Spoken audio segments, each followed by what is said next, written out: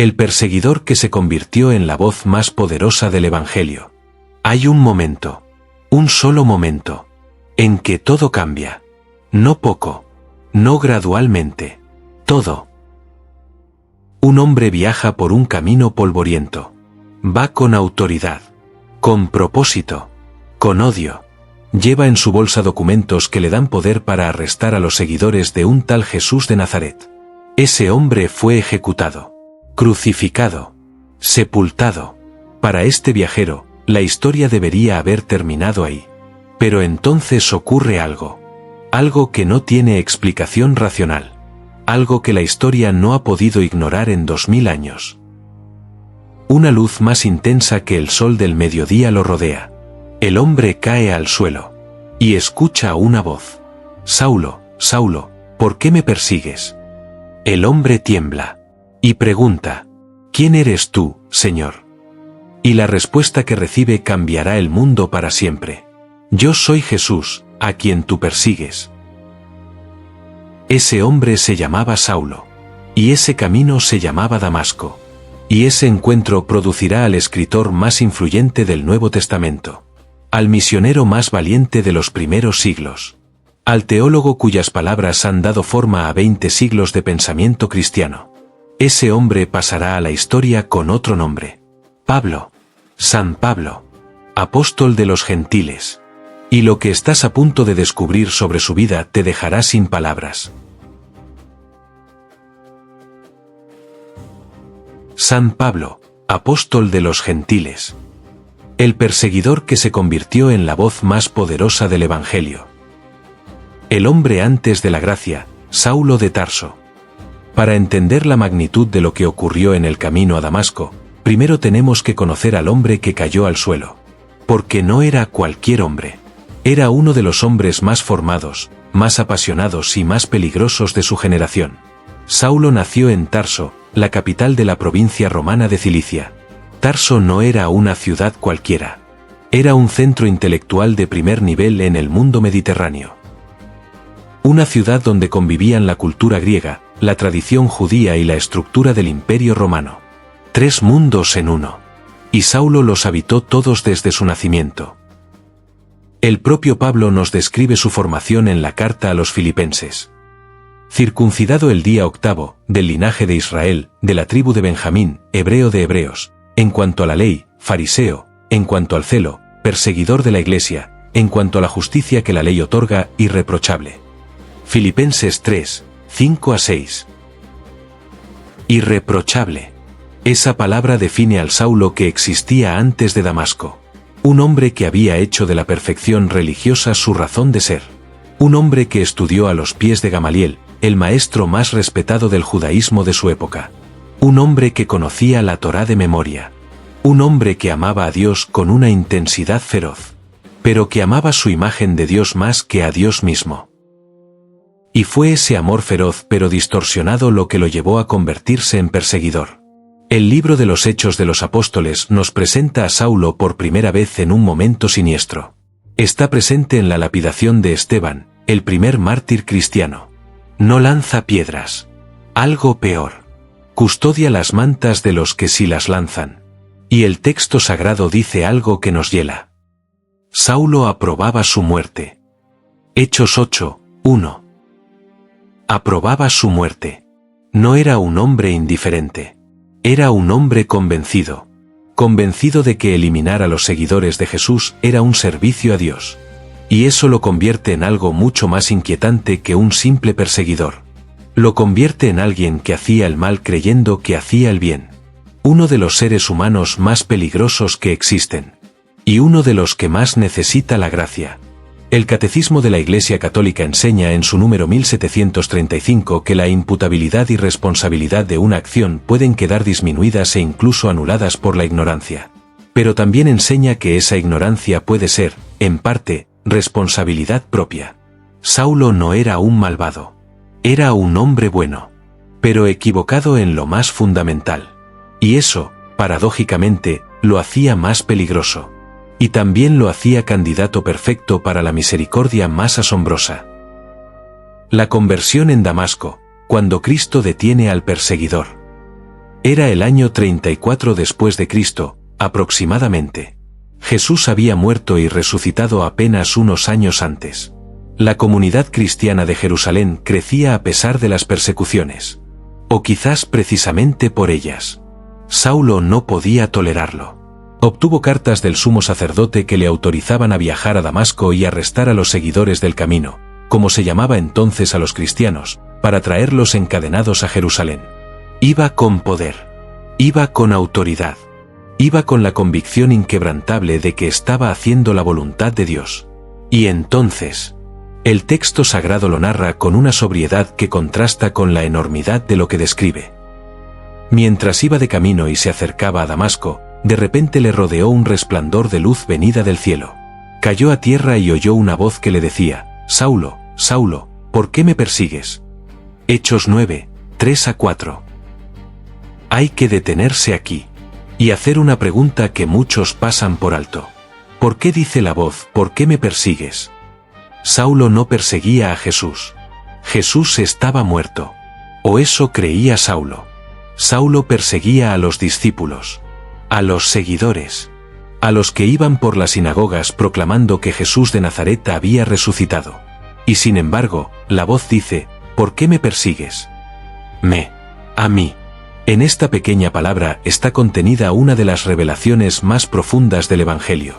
Cristo se identifica completamente con su comunidad. Quien toca a los discípulos, toca a Cristo. Quien persigue a los cristianos, persigue a Jesús. Quien ama al más pequeño de sus hermanos, ama a Cristo. El Catecismo de la Iglesia Católica expresa esta verdad en su número 795. Cristo y su Iglesia forman así el Cristo total. La Iglesia es una con Cristo. C.I.C., número 795. Saulo, en el suelo, ciego por la luz, tiembla. Y pregunta lo único que un hombre puede preguntar en ese momento: ¿quién eres tú, Señor? Y la respuesta que recibe es la más inesperada del universo. Yo soy Jesús, a quien tú persigues. No, yo soy el Dios de Abraham, de Isaac y de Jacob. No, yo soy el Señor de los ejércitos. No, yo soy el Altísimo. Yo soy Jesús, el crucificado, el que Saulo pensaba que estaba muerto y enterrado. El que Saulo había decidido era un Mesías falso, un blasfemo, una amenaza para Israel. Ese Jesús, vivo, hablando, presente. Saulo es llevado de la mano a Damasco. El hombre que llegó con poder llega ciego. El hombre que llegó con autoridad llega dependiendo de que alguien lo guíe. El hombre que llegó para encadenar a otros llega el mismo prisionero de una luz que lo ha cambiado todo. 3 días estuvo sin ver. 3 días sin comer. 3 días en el silencio más profundo de su vida. ¿Qué pensó durante esos 3 días? ¿Qué imágenes recorrieron su mente? ¿Cuántas veces volvió al rostro de Esteban moribundo, perdonando a sus verdugos? ¿Cuántas veces recordó las palabras de los discípulos que él había arrastrado encadenados? ¿Cuántas veces se preguntó cómo pudo estar tan equivocado en algo de lo que estaba tan seguro? La Iglesia ve en esos 3 días un símbolo profundo. 3 días. Como los 3 días de Cristo en el sepulcro. Muerte y resurrección. El viejo Saulo muere en ese camino. Y Pablo nace en Damasco. El apóstol de los gentiles, la misión más audaz de la historia. Hay algo que hace de Pablo un personaje único en toda la historia del cristianismo primitivo. Algo que lo distingue incluso de los otros apóstoles. Pablo no conoció a Jesús en vida. No escuchó el sermón de la montaña. No estuvo en la multiplicación de los panes. No fue testigo de la transfiguración. No lloró junto a María Magdalena en el sepulcro vacío. Lo que Pablo recibió fue algo diferente. Más directo. Más desconcertante. Una aparición del Cristo glorificado. Un encuentro con el resucitado. Y de ese encuentro nació una misión que todavía hoy nos asombra. Cristo le encargó algo específico. Le dijo, por medio del discípulo Ananías: ve, porque este hombre es para mí un instrumento elegido para llevar mi nombre ante los gentiles y los reyes y los hijos de Israel. Hechos 9, 15. Los gentiles. Los que no son judíos. Los griegos. los romanos, los sirios, los macedonios, los de Corinto, de Efeso, de Tesalónica, de Galacia, los que estaban fuera del pueblo elegido, los que muchos judíos de la época consideraban impuros, lejanos, excluidos. Y Cristo elige para llevar el Evangelio hasta ellos al hombre que quizás menos esperaríamos, al fariseo más estricto, al guardián más celoso de las fronteras entre Israel y los demás, al hombre cuya formación entera estaba construida sobre la distinción entre lo puro y lo impuro. Porque Dios tiene un sentido del humor que la historia llama providencia. Pablo emprendió 3 grandes viajes misioneros, 3 expediciones que recorrieron miles de kilómetros por tierra y por mar. Chipre, Antioquía de Pisidia, Iconio, Listra, Derbe, Filipos, Tesalónica, Berea, Atenas, Corinto, Efeso, Macedonia, Grecia, Roma, nombres que hoy son historia, pero que en el siglo I eran ciudades vivas, ruidosas, llenas de templos paganos y de mercados y de filósofos y de esclavos y de emperadores y de pobres. Y en cada una de esas ciudades, Pablo se presentaba con las manos vacías, sin ejércitos, sin dinero, sin el respaldo de ningún poder político, solo con una historia que contar, la historia de un hombre crucificado que había resucitado, y la convicción inquebrantable de que esa historia lo cambiaba todo. El momento más asombroso de los viajes de Pablo quizás sea el discurso en el Areópago de Atenas. Atenas era el centro intelectual del mundo antiguo, la ciudad de Sócrates, de Platón, de Aristóteles, la ciudad donde los filósofos discutían sobre la naturaleza de los dioses y la eternidad del alma, la ciudad más segura de sí misma en todo el Mediterráneo. Y ahí llega Pablo, un judío de Tarso que hace tiendas para ganarse la vida, y se para ante los filósofos del Areópago, y les dice algo que nadie esperaba. Atenienses, veo que en todo sois muy religiosos, pues al pasar y contemplar vuestros monumentos sagrados, he encontrado también un altar con la inscripción, al Dios desconocido. Pues bien, lo que adoráis sin conocer, eso os vengo yo a anunciar. Hechos 17, 22 a 23. Este discurso es una obra maestra de lo que hoy llamaríamos diálogo intercultural. Pablo no condena la religiosidad ateniense, no la ridiculiza, no la ignora, la reconoce, y desde dentro de ella, anuncia al Dios que los atenienses intuían pero no conocían. La Iglesia Católica ve en este momento un modelo para la evangelización de todos los tiempos. No se anuncia el Evangelio destruyendo lo que ya existe en el corazón humano. Se anuncia completando lo que ya estaba comenzado, iluminando la búsqueda que ya estaba en marcha, nombrando al Dios que el corazón buscaba sin saber su nombre. Las cartas inspiradas, la palabra que sigue viva. Pablo no construyó catedrales. No escribió tratados filosóficos en varios volúmenes. No fundó escuelas de pensamiento con aulas y bibliotecas. Pablo escribió cartas. Cartas urgentes. Cartas a comunidades jóvenes que luchaban por entender qué significaba vivir como seguidores de Cristo en un mundo que no los entendía. Cartas a personas concretas, con problemas concretos, con preguntas concretas. 13 cartas. 13 textos que han sobrevivido 2000 años y que hoy se leen en las iglesias de todo el mundo. Cada domingo. En cada misa.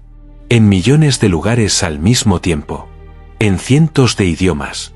El Catecismo de la Iglesia Católica enseña en su número 106 que la Sagrada Escritura es escrita a la vez por el Espíritu Santo y por los autores humanos. Esto significa algo fundamental. Las cartas de Pablo no son solo documentos históricos. Son palabra de Dios. Son textos en los que el Espíritu Santo habló a través de la pluma de un hombre. Y sigue hablando cada vez que se leen con fe. La carta a los romanos es quizás la obra más influyente de Pablo. En ella desarrolla con una densidad y una profundidad sin igual la teología de la justificación por la fe, la ruptura del pecado, el poder de la gracia, la universalidad de la salvación, la vida en el Espíritu.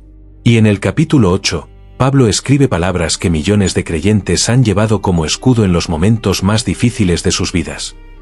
Estoy convencido de que ni la muerte ni la vida, ni los ángeles ni los principados, ni lo presente ni lo futuro, ni los poderes, ni la altura ni la profundidad, ni ninguna otra criatura podrá separarnos del amor de Dios, que es en Cristo Jesús, Señor nuestro. Romanos 8, 38 a 39. Detente. Lee eso otra vez. Ni la muerte, ni la vida, ni los ángeles, ni lo presente ni lo futuro. Nada, absolutamente nada, puede separarnos del amor de Dios. Estas palabras no las escribió un hombre que vivió cómodamente en un escritorio. Las escribió alguien que conocía el sufrimiento desde dentro. Alguien que había sido golpeado, apedreado, naufragado, encarcelado, traicionado. Alguien que tenía razones de sobra para dudar. Y que sin embargo afirmó. Pero no es solo la carta a los romanos. En la primera carta a los Corintios, capítulo 13, encontramos el más hermoso himno al amor que se ha escrito en cualquier idioma. El amor es paciente, es bondadoso. El amor no tiene envidia, no es jactancioso, no se envanece. No hace nada indecoroso, no busca lo suyo, no se irrita, no piensa el mal. 1 Corintios 13, 4 a 5. Estas palabras se leen en bodas, en funerales, en momentos de crisis, en noches de duda, en amaneceres de esperanza, porque hablan de algo que el ser humano siempre ha buscado y nunca ha logrado del todo. El amor verdadero, el que no se cansa, el que no se rinde, el que no busca lo suyo, el amor que Pablo no describió desde la teoría, sino desde la experiencia de haber sido amado de esa manera por Cristo. El testimonio en el sufrimiento, fidelidad hasta el final. Llegados a este punto, hay algo que no podemos omitir. Algo que la hagiografía fácil tiende a suavizar. Algo que sin embargo es fundamental para entender quién fue Pablo. La vida de Pablo después de Damasco no fue una vida cómoda. No fue la de un hombre respetado y aplaudido. No fue la de un predicador exitoso rodeado de admiradores. No fue la de alguien a quien la conversión le abrió puertas y le facilitó la existencia. Pablo mismo nos lo cuenta en la segunda carta a los Corintios con una lista que nos deja sin aliento. 5 veces recibí de los judíos 40 azotes menos 1. 3 veces fui azotado con varas, 1 vez fui apedreado, 3 veces naufragué, 1 día y 1 noche estuve en lo profundo del mar.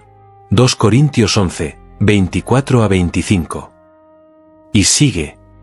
En peligros de ríos, en peligros de ladrones, en peligros de parte de mi propio pueblo, en peligros de parte de los gentiles, en peligros en la ciudad, en peligros en el desierto, en peligros en el mar, en peligros entre falsos hermanos. 2 Corintios 11, 26.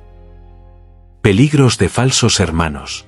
Esta frase es la que más duele. Porque los enemigos externos son más fáciles de soportar.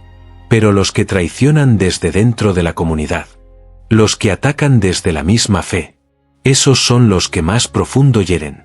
Pablo los conoció. Los conoció en Galacia, donde algunos predicadores venían después de él a deshacer su trabajo. Los conoció en Corinto, donde las facciones dividían a la comunidad en bandos. Los conoció en Roma, donde algunos predicaban a Cristo por envidia y rivalidad. Filipenses 1, 15. Y sin embargo, nunca se detuvo. Las cartas más hermosas de Pablo las escribió en prisión. La carta a los Filipenses, el texto más lleno de alegría de todo el Nuevo Testamento, la escribió encadenado. Y en ella dice algo que desafía toda lógica humana. Alegraos en el Señor siempre. Os lo repito, alegraos. Filipenses 4, 4. Alegraos. Un hombre en cadenas diciéndoles a los demás que se alegren. Un hombre que no sabe si será ejecutado o liberado diciéndoles que no se preocupen por nada. Un hombre que ha perdido casi todo lo que el mundo considera valioso diciéndoles que él lo ha perdido todo, y lo considera basura comparado con Cristo. El Catecismo de la Iglesia Católica enseña en su número 1508 que el sufrimiento del enfermo une al creyente con la pasión de Cristo. Pablo entendió esto desde dentro. Su sufrimiento no era una contradicción de su fe. Era la confirmación más profunda de ella. Él mismo lo dice en la carta a los Colosenses. Ahora me alegro en los padecimientos que sufro por vosotros, y completo en mi carne lo que falta a las tribulaciones de Cristo, en favor de su cuerpo, que es la Iglesia. Colosenses 1, 24. Estas son palabras que hay que leer despacio, que hay que dejar reposar, que no tienen explicación racional fácil. Solo tienen sentido desde dentro de la fe, desde dentro de la experiencia de alguien que ha descubierto que el sufrimiento unido a Cristo no es el fin del camino, sino el camino mismo. El martirio y la victoria, el final que es un comienzo. Todo gran relato tiene un final. Y el relato de Pablo tiene uno que a primera vista parece una tragedia, pero que, visto con los ojos de la fe, es algo completamente diferente. Roma. Aproximadamente el año 67 después de Cristo.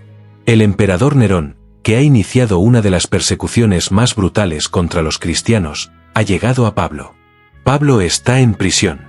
Esta vez sin esperanza de liberación. Lo siente. Lo sabe. Y desde esa celda, escribe su última carta. La segunda carta a Timoteo. A Timoteo, su hijo espiritual, su heredero, su amigo más querido.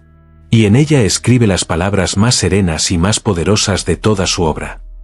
Yo ya estoy a punto de ser derramado como libación, y el tiempo de mi partida es inminente. He combatido el buen combate, he acabado la carrera, he guardado la fe. Desde ahora me aguarda la corona de justicia que el Señor, el juez justo, me dará en aquel día. 2 Timoteo 4, 6-8. He combatido el buen combate. He acabado la carrera. He guardado la fe. 3 afirmaciones. 3 certezas. Sin drama. Sin lamentos. Sin miedo. El hombre que en el camino a Damasco cayó al suelo temblando. Ahora, ante la muerte, está sereno. Fue ejecutado con la espada. Como ciudadano romano, se le ahorró la cruz. La tradición sitúa el lugar de su martirio en las Tres Fuentes, a las afueras de Roma. Y el lugar de su sepultura bajo la basílica que hoy lleva su nombre. San Pablo Extramuros. San Pablo Extramuros. Fuera de los muros. Como él vivió. Siempre en los márgenes del poder. Siempre en las fronteras. Siempre yendo a donde los demás no iban. Siempre anunciando el Evangelio donde todavía no había llegado. El legado litúrgico. Pablo, vivo en la Iglesia. El 29 de junio de cada año, la Iglesia Católica celebra algo único. La fiesta de los santos Pedro y Pablo. 2 hombres muy diferentes. Pedro, el pescador de Galilea, impulsivo, leal, capaz de negar y de arrepentirse. Pablo, el intelectual de Tarso, meticuloso, apasionado, capaz de perseguir y de convertirse. 2 caminos hacia Cristo. 2 temperamentos, 2 historias, 2 estilos. Pero una misma fe. Un mismo Señor. Un mismo martirio en Roma. La Iglesia los celebra juntos porque son inseparables. Son las 2 columnas sobre las que se levanta la fe cristiana. Pedro, el pastor que guarda al rebaño. Pablo, el misionero que lleva el rebaño hasta los confines de la tierra. Y cada vez que en una iglesia del mundo se lee una carta de Pablo durante la liturgia, Pablo sigue vivo. No en el sentido metafórico de que su recuerdo perdura. En el sentido literal de que su palabra, inspirada por el Espíritu Santo, sigue actuando. Sigue transformando. Sigue interpelando. Sigue invitando. El Catecismo enseña en su número 1088 que en la liturgia es el propio Cristo quien actúa. Y cuando la palabra de Pablo se proclama en la asamblea, Cristo actúa a través de ella. La misma gracia que cayó sobre el camino a Damasco, sigue cayendo en cada Eucaristía, sobre personas que llevan sus propios pecados, sus propias dudas, sus propias resistencias, y necesitan ser derribados por la luz de Cristo para poder levantarse nuevos. La voz que no calla. Hemos recorrido mucho. Hemos visto a Saulo, el joven fariseo lleno de fuego y de error. Hemos caído con él en el camino a Damasco. Hemos escuchado la voz que lo detuvo. Hemos navegado con él por el Mediterráneo. Hemos estado con él en el Areópago de Atenas. Hemos leído sus cartas en las comunidades de Corinto, Efeso, Roma, Filipos. Hemos estado en su celda cuando escribía a Timoteo. Hemos llegado hasta San Pablo Extramuros. Y ahora hay que hacer la pregunta que todo buen católico tiene que hacer al final. ¿Por qué importa Pablo hoy? ¿Por qué debería importarnos un hombre que vivió hace 2000 años en un rincón del Imperio Romano? Porque Pablo no es historia muerta. Pablo es la respuesta a una pregunta que cada ser humano lleva dentro. ¿Puede cambiar a alguien de verdad? ¿Puede alguien que ha hecho el mal convertirse en un instrumento del bien? ¿Puede una vida marcada por el error encontrar un nuevo rumbo? ¿Puede la gracia de Dios alcanzar a cualquiera? Pablo es la respuesta más rotunda que existe a esas preguntas. Sí, sí, sí y sí. El Papa Benedicto XVI, en el año dedicado a San Pablo, el año paulino de 2008 a 2009, escribió estas palabras que resuenan con especial fuerza.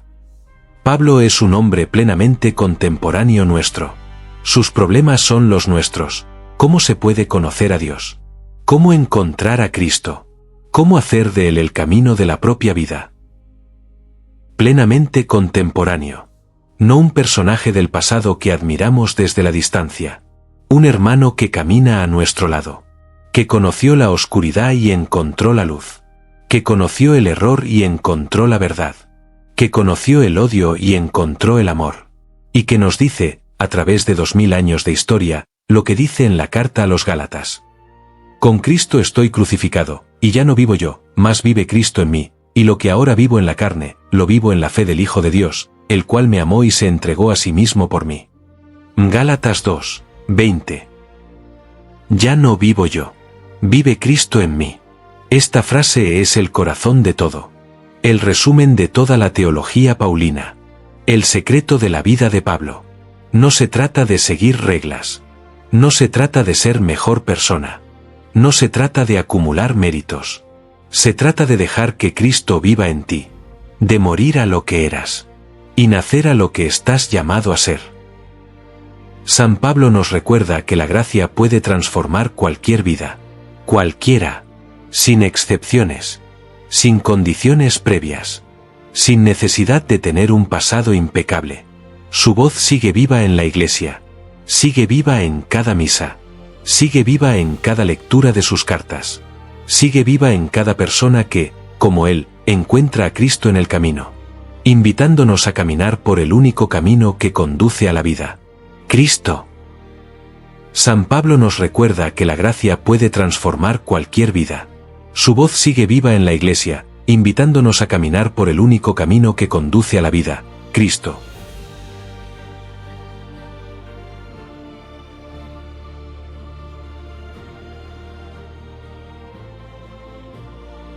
Queridos hermanos en Cristo, Cristo Joven es un espacio de formación, oración y evangelización. Aquí se comparte la palabra de Dios con fidelidad. Aquí se ofrecen reflexiones que buscan fortalecer la fe, orientar la conciencia y acompañar a quienes atraviesan momentos de dificultad. Este trabajo requiere preparación, tiempo y constancia. Nada de lo que aquí se publica es improvisado, todo nace del deseo de servir a Dios con seriedad. Si este canal ha sido de ayuda para tu vida espiritual, si alguna enseñanza te ha dado claridad o firmeza en la fe, puedes formar parte de esta misión. La Escritura nos recuerda: Dios ama al que da con alegría, segunda carta a los Corintios 9, 7. Cada ofrenda nace de una conciencia clara, la fe necesita ser anunciada. No es un gesto simbólico ni una emoción pasajera. Es una decisión concreta de respaldar la proclamación del Evangelio. Es asumir responsabilidad en la misión de llevar verdad, formación y esperanza a quienes la están buscando. Aquí no se sostiene una idea personal. Se sostiene un trabajo constante de evangelización. Se sostiene un espacio donde la palabra de Dios se comparte con fidelidad y claridad. Si deseas apoyar esta obra, encontrarás el QR en el vídeo. Tu colaboración permite que este contenido continúe y llegue a más personas. Oración. Señor, bendice a quienes sostienen esta misión. Afirma sus pasos, protege sus hogares y concédeles la paz que nace de servirte con generosidad. Amén.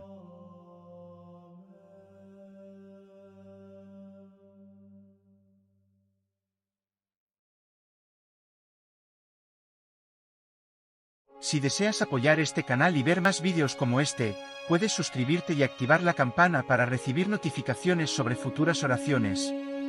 También puedes unirte a nuestra comunidad, darle me gusta, compartir y comentar. Que Dios te bendiga y a todos tus seres queridos.